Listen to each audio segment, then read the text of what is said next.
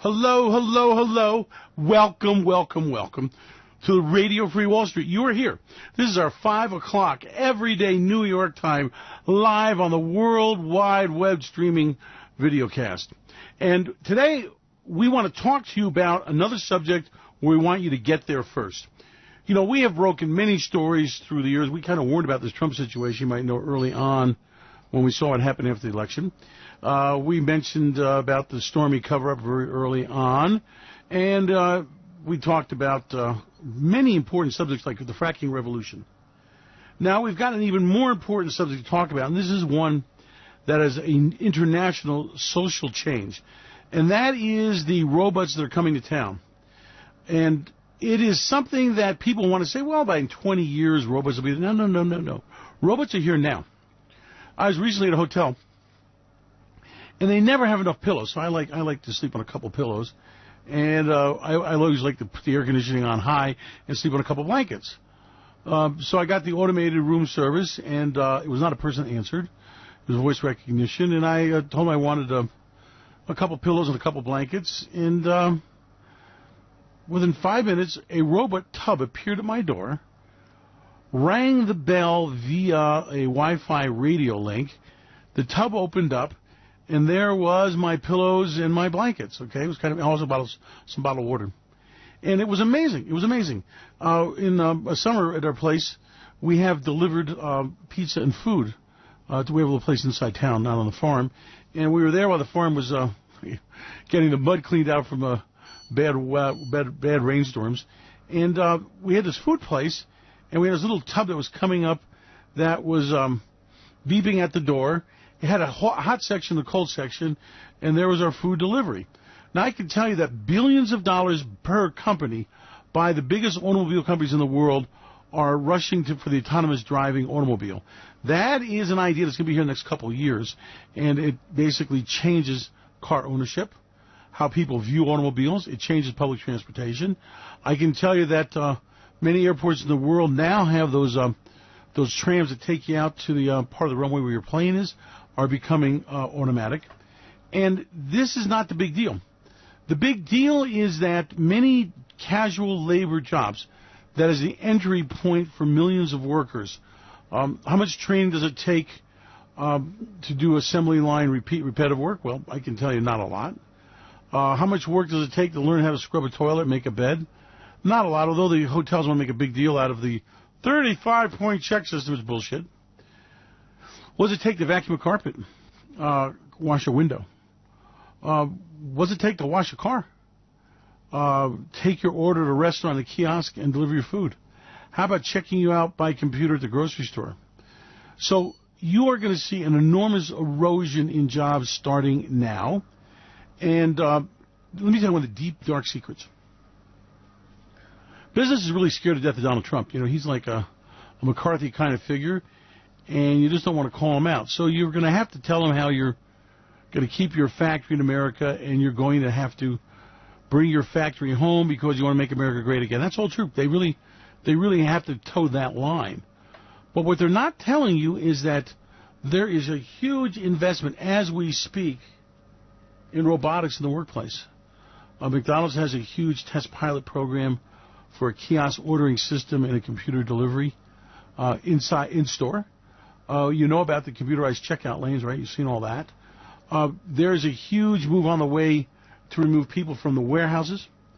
Restaurants are now going to many of the easier jobs to like washing dishes, cooking, fry cook, French fries, drink distribution, are all going the way of robots. The hotels have a huge labor obligation. A lot of people take and make a hotel work, and many of those jobs can be automated and be replaced by computers.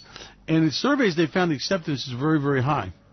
In a trip to Japan, there was actually a robot at the convention center that handed you the schedule of events and would answer simple questions like, where's booth 659, or where is Intel?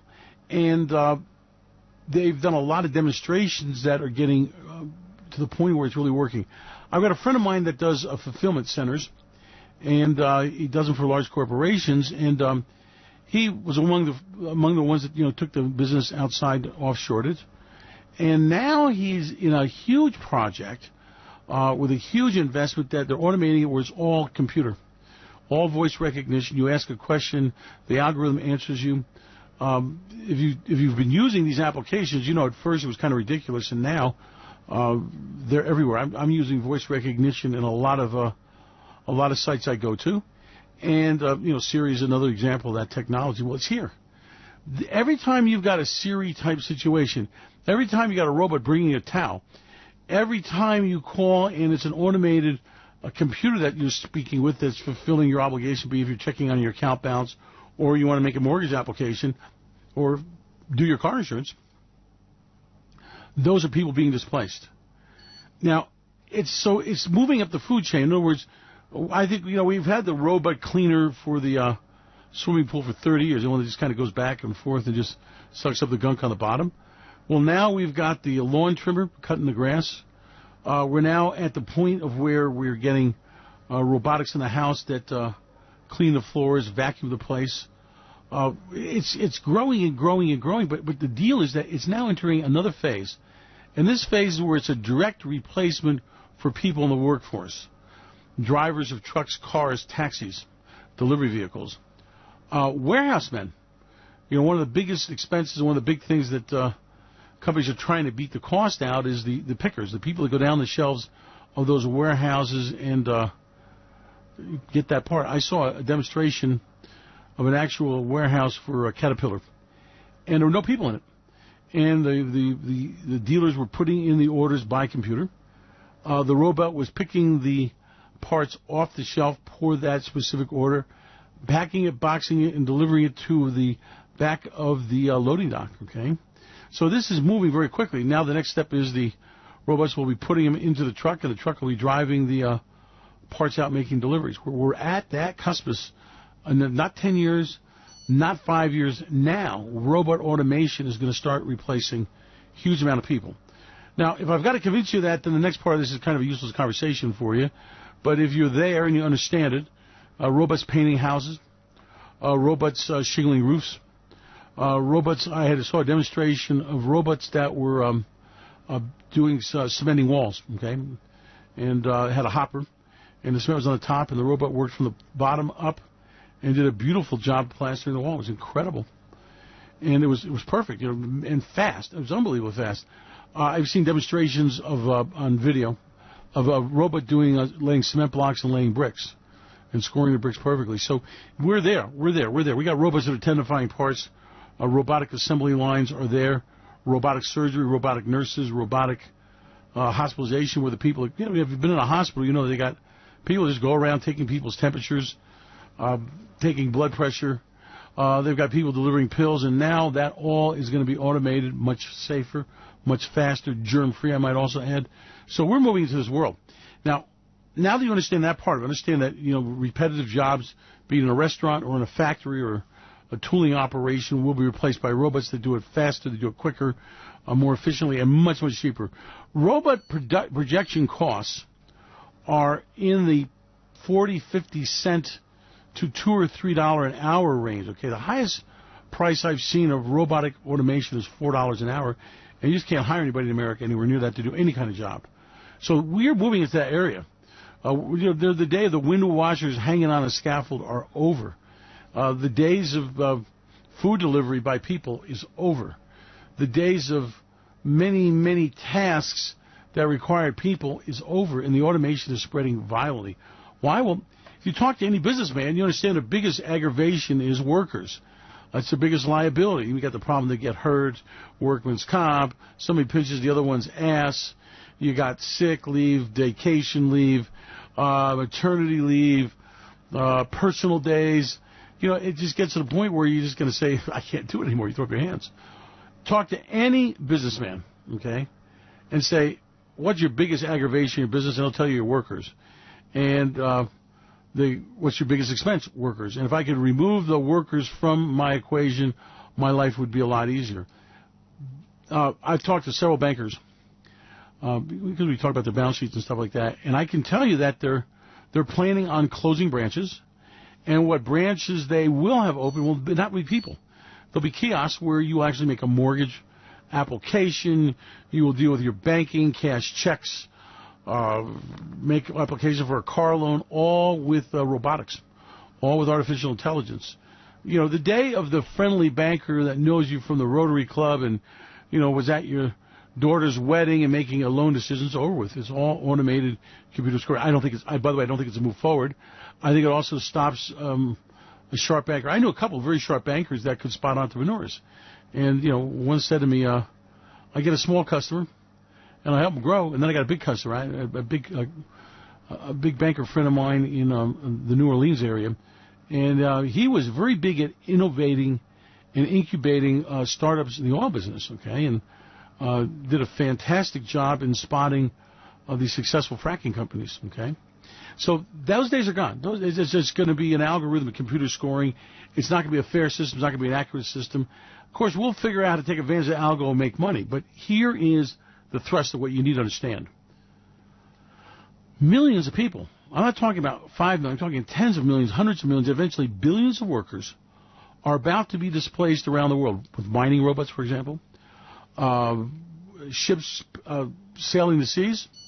I can tell you, having had crewing problems when we were in the import-export and moving cargo ships, oh, my God. I'll tell you a quick story. I'm at the port of New Orleans, and the ship is docked, and we're arranging for the cranes to unload the containers. And I'm there, and all of a sudden I hear screaming and yelling, and out of the porthole goes this guy flying. And fortunately, he didn't hit the dock. He would have died from that height. And he went into the space between the boat and the water. And it was the cook in the kitchen, and the crew was upset because they didn't like breakfast. Really. Oh, shit. So I need this, and we had a Filipino cruise, and it was just bizarre. Bizarre is the word. And I can tell you that more and more ship owners are going to automatic ships. I saw a demonstration where they have this automatic vessel. Listen to this thing. Huge vessel, completely automated, including the engine room, all operations. If there's a problem, complete data on what's wrong with the vessel is reported back, and there's a helipad on it, and the engineer can be floated out and land by a helicopter to replace the part that's going bad. And the owners are just going, yes, give me this. So we're having this whole world changing dramatically, and it's not just in one area. Now, that means that what happens to the crews on ships? What happens to the fleet of truck drivers? What happens to taxi cab drivers? What happens to UPS delivery? What happens to just in transportation all the way from bicycles to ships, cargo ships sailing the world, airplanes, heavies? What happens to the pilots that are being replaced? I can tell you that there is, at one time, you remember there was 4 people in an aircraft. You had a pilot, co-pilot. You had the flight engineer, flight crew. There were 4 people in the cockpits of those earlier planes. They're almost all down to 2, and pretty soon it's going to be 1 and done. And if you know many pilots, they'll tell you that they just program it in, and they can computerize landing, computerize takeoffs. And that's an idea that maybe from the older generation is a little tough to accept, but for millennials, hell yeah, they don't even want driver's license anymore. So we're moving to a situation where millions of people in America are about to be displaced. Now, the theory, let me tell you, it's a deep, dark secret in corporate America. Let me tell you something. They are seeing a place where they're having huge replacements of people. Well, somebody's got to make the robot. Well, not really. The robot makes the robot. And the idea that because, and I've heard this floated by the bullshit artists, especially on Wall Street, well, what'll happen is the people will get other jobs. No, not going to get other jobs. We're about to have millions and millions of people, mostly older workers who are not ready for retirement yet, displaced. And they're not going to be retrained because we don't need them. And you're not going to create more jobs and destroy. That's another freaking myth. And remember, population growth has tailed off the world over, right? With on-demand abortions, with controlling fertility, both male and female. We're seeing it in more and more countries around the world. The birth rates are turning negative. So it's not like you're going to have more people and more people and more people. What you're going to have is less jobs and more people not working. Now, among the corporate elites, okay, among the people that go to those Davos Love Fests and part of the Bilderbergs and these secret societies, rather than talk about Donald Trump and his pinching problem or the deep state conspiracy. The discussion is, how do we prepare society for the massive job loss coming? What do we do with these people? Now, a whole lot of leisure time to spend on the beach is really nice, I guess, if you're oriented that way. I tried it, and I discovered when your work becomes your play becomes work, it's not fun anymore. You can keep the goddamn beach, and you can keep those little, those little thatch roof bars with those little umbrellas with the fruit on it and the drinks and all that. You have no use for it. No use paddling my little boat around and scuba diving all day long. I want to do something, create something, be somewhere. But for people that are loving leisure, that costs money. So how do you pay for it? Well, we're moving to, and listen to me carefully, it's not my wish, not my desire, and not something I think is the right solution, but we're moving to a universal wage. This has been a serious discussion, and it's going to be paid for on some kind of robot tax. And so what's happening is we're about to see tens of millions of people, eventually billions of people, displaced all over the world by the advent of artificial intelligence and robotics. These people will not be retrained, they'll not be redeployed, they will be sitting there doing nothing. So I want to, and by the way, basically they're on a modified welfare system. In other words, remember, this is going to affect the lowest paid, lowest skilled people, okay? People that are doing, like I said, the mowing the lawn, collecting the garbage, driving the taxi. The jobs that are not, and I don't mean to offend anybody, but it doesn't take a rocket scientist to drive a big rig cross country. And I can prove it to you if you want to go to any truck stop with me one evening. We can strike up a conversation with some of those guys. And the same thing at the people that are doing the repetitive work on the assembly lines. These are not highly skilled, highly trained people. And even the people that are doing like these new index computer-controlled milling machines and all that, well, guess what? Those are all going robotics. You now got the various machines talking to each other, so the person that's going in between the machines is over with. So this is a revolution. And it is here and it's now. And we need to talk about, we need to understand the fact that huge numbers of people are going to be displaced. Like making coal great again? Does it really make any sense to put somebody in a hole in the ground with the methane gas, with the collapses, with the wives and children and the preachers there praying and hoping they find the bodies? I was kind of collecting stories of coal mine disasters. Okay, there was one last week in China. There's another one in Poland unfolding. And I was going to kind of make a joke about how here's how coal great again is. And I thought it was kind of gruesome and represented me in a light that is not really how I feel about things. So I abandoned the stories. But the reality is that, automating dangerous jobs like coal mining is an idea here that comes. You do not need a man there. You do not need people there. You don't need the risk, and the machines do it better, and they can live in more hostile environments. For example, you have to pump all that air down there. Methane gas detected is not going to kill people, so you're just going to stop at the point of an explosion and not the point of suffocation. So we're just moving into the area where unmanned submarines, okay? One of the big things, by the way, this is something the Air Force want to talk about, but they're basically going to limit to how many Gs a pilot can take. And the aircraft far exceed the capacity even with a G suit for a pilot. So imagine if there's no pilot in the plane, you can pull 10 Gs. Okay, that means you can outmaneuver your enemy. That means that the plane doesn't have to have the life support. Remember, there's a whole lot of what goes into an airplane between the ejection seat, oxygen systems, temperature control, and all that is a life support system. Well, robots don't need life supports. So therefore, you're now making a weapon system that is faster, quicker, more agile, can pull more Gs, and you're eliminating the weight and the capacity of where the man had to sit in there. Okay, so it's growing in leaps and bounds, and it's about to explode. And the old prejudice against it are being lifted. In other words, corporations do not want to talk about the robotic plans. Okay, I can tell you that these are a lot of projects. Mark X, Y, Z behind the shaded door and all that. And I can tell you that we're seeing more demonstrations and more conventions and more robotic offerings than you could ever imagine. And they are being deployed very quickly. So we are going to deal with not in 20 years, not in 10 years, not in 5 years, but now in the next few years especially, huge amounts of robot placements. See, the technology is here. The control of the hand, the stepper motors, the touch sensors, the precision cameras and optics, the computer programs that allow and coordinate all these functions are there. In other words, there are no new inventions that have to be made for robot automation, okay? From LiDAR and all kinds of sonar and all kinds of distancing systems, all kinds of complicated camera systems. By the way, the self-driving car has propelled LiDAR and a lot of these technologies where they're on the assembly line, and they cost nothing. They cost nothing. So now all of a sudden, what was $100,000 in experimental is now a $1,000 kit with a $2,000 software package ready to go, boomity bang, who loves you, baby.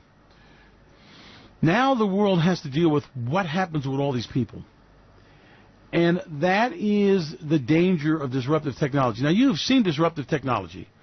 I know you all know people have been replaced, okay? 80% of all assembly line factory jobs were not because they went to China or Mexico, was because automation replaced them. But now we're at the point where we're at the finishing edge. In other words, you've seen assembly line pictures. I'm sure you're wondering, why do I have to have a human slip that dashboard assembly in there and hook up their wiring harnesses? Why is there a guy there doing the finishing thing of the engine? Remember, the engines now come coupled to the transmission, ready to go, and now you're using humans on very small portions of the assembly lines. We're now at the point where robotics replaces them all.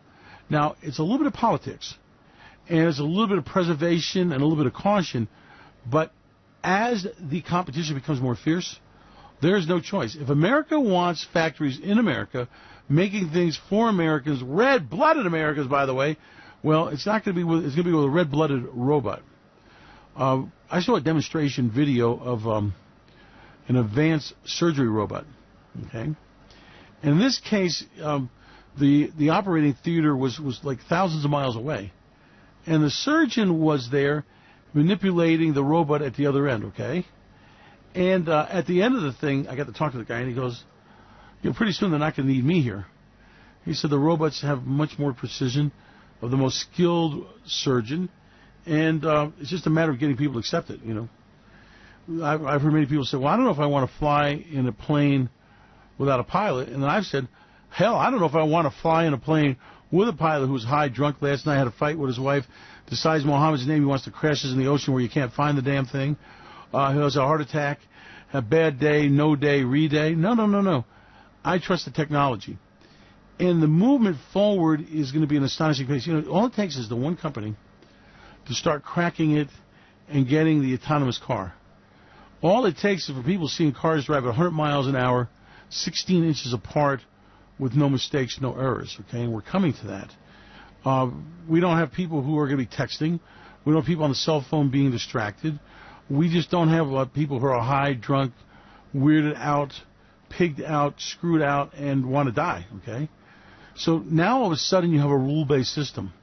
And imagine the cars controlling the road, the traffic lights, the lane changes. It's just an amazing situation. And from the economic standpoint, what you need to be prepared for is this.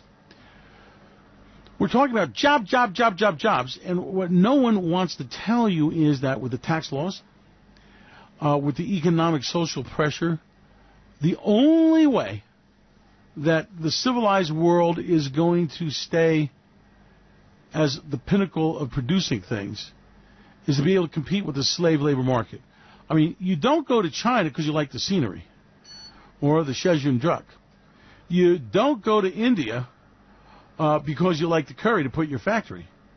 What is driving you to India, what is driving you to China or Vietnam is one thing and one thing only, and that is the labor cost. Don't let them shit you. It's all about the labor. Now, if you don't have labor, then you behooves you to locate your factory where your customers are, right? Now, that changes the whole equation, but the problem is you're not just bringing the jobs and replacing robots with factories closed in China, but you're spilling over to what few factories are here is the death knell. So this is my announcement to you, just like I did fracking a number of years ago, that it's not going to be a generation, it's now. Robots are here. Robots will be cooking your food. Robots will be cleaning your floors. They will be painting your house. They'll be laying your carpeting. They will be building houses. They'll be making your cars. They will be doing your grocery shopping. They'll be delivering the food to your house. There's a whole revolution, and the key is, look, does the grocery store really make sense? Is not online shopping here to stay? Is it not just solving a whole lot of logistics and cost problems? Instead of going from warehouse to store to the trunk of your car, it goes from warehouse to your house. One step. What's the next step of the robot world putting food in your refrigerator? They have refrigerators now that you can program in what's there, and they take a stock and automatically place orders on your shelves. This is coming. Okay, this is not something way out in the future. Now you say, well, by God, I don't want it. How many of you once said you wouldn't have a cell phone? How many of you said you wouldn't have a laptop computer? How many of you said you didn't want to be disturbed by that? Okay, how many said you didn't want to have video cameras around your house? So don't be so quick to dismiss this. I don't like the shopping experience. I get thrown out of malls anyway. And I don't like the prices. I love the online shopping system. I love the online pricing situation. I love a world where I know what a loaf of bread is. I know what a 3/4-inch socket is. I don't need to sit there and play with it, okay? So, therefore, I don't want to have to mess with being part of the delivery operation. I can handle the selection electronically via computer, and then I'm going to let Robbie the robot and distribution systems handle the rest. I get a price savings. I get much faster delivery, by the way. Do you know in many cities now they're up to like 90 minutes food delivery in most cases? I mean, the world is changing faster than you realize, and it's replacing people at a massive scale. Now, companies are great to tell you how many people they're putting in their fulfillment center, how many new jobs they're creating. Don't let that fool you. The biggest secret of corporate America is that they all have plans for massive automation, massive removal of people in all their operations and all their businesses. Now, I'm sure you're intelligent enough to think about any given job around you and see how a robot could do it, how autonomous vehicles can do it, how artificial intelligence can take your application. I mean, do I really want to go stand in line at any business, any service that's provided? Okay. Now, all of a sudden, you're in a situation where this whole process removes people. It removes delays.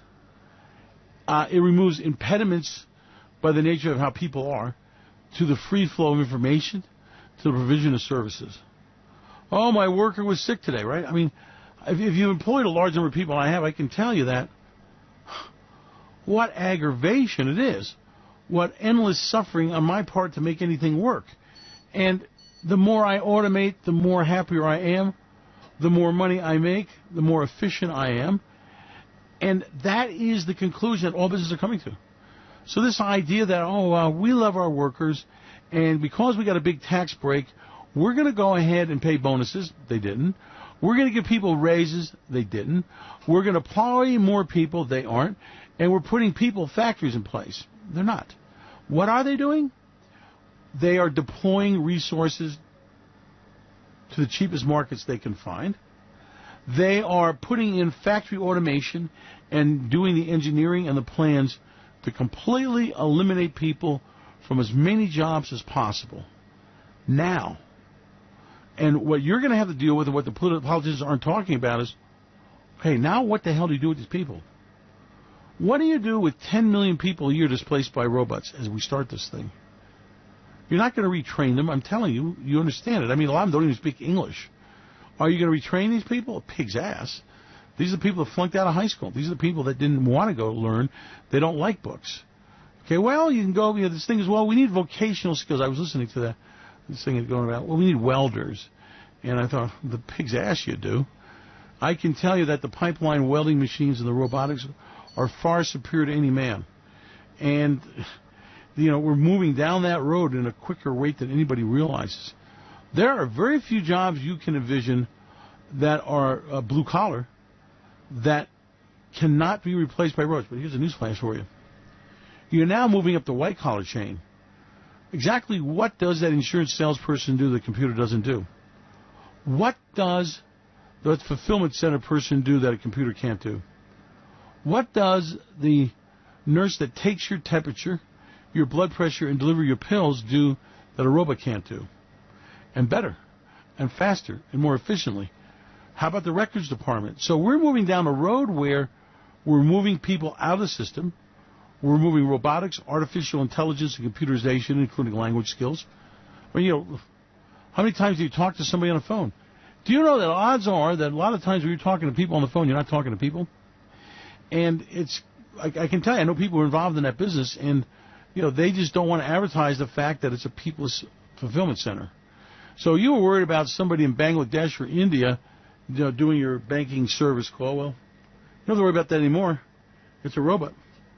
So this change means that we're going to have to move to a kind of socialism that you're not going to like and I'm not going to like.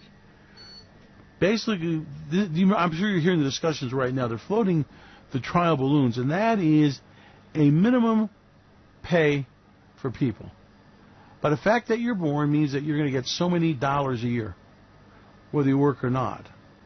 And basically what you're going to do is you're going to pay off these displaced people and tell them to stay high on medical marijuana and now on liberated marijuana that's a medicine, and be quiet. So the changes in the world are so profound and so invasive that unless you start thinking about these things, you're going to make a lot of mistakes. In other words, how do you handle your investments? How do you handle your money? How do you handle your employees? You know, we're all getting older. What's going to happen?